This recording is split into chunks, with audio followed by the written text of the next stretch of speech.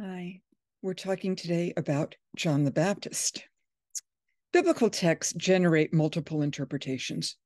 The rabbinic description for this phenomenon is Shiva Panim LaTorah, 70 faces to the Torah.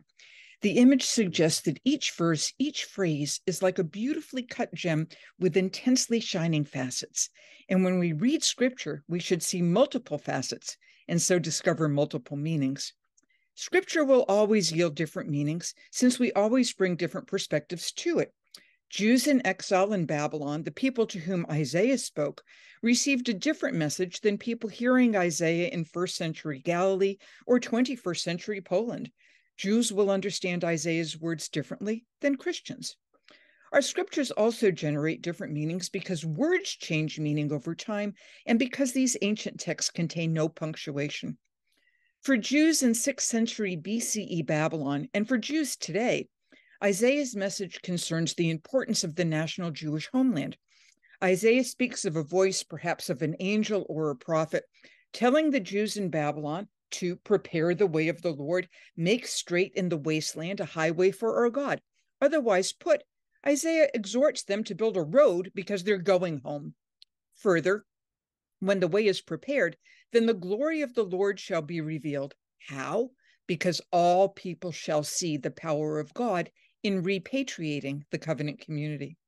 Today for Jews, Isaiah 40, with its message of Nachamu, comfort, is the Haftarah, the reading from the prophets, read on the Sabbath after Tisha B'Av, the fast day commemorating the destruction of the two temples in Jerusalem, the first crusade in which Christians massacred Jews in France and the Rhineland, the expulsion of Jews from Christian England in 1290, Christian France in 1306, Christian Spain in 1492, the Shoah, and other tragedies that have befallen Jews over 2.5 millennia.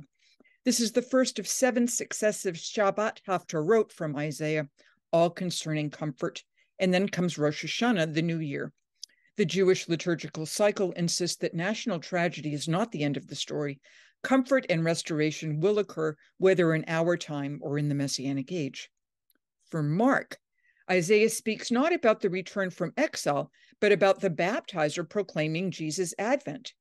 Mark's words, "Behold, I am sending my messenger ahead of you. He will prepare your way," paraphrases Malachi chapter 3, verse 1.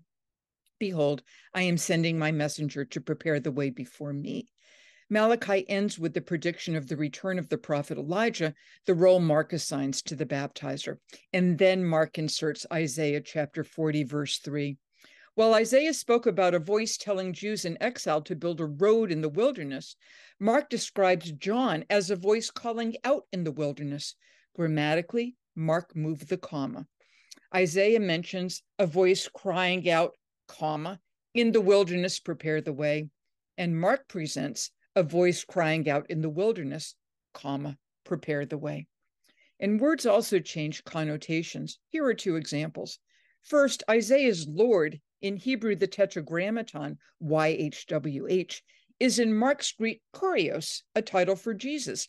And second, the Hebrew for way or road is derech, which can also refer to how one walks or the manner in which one lives.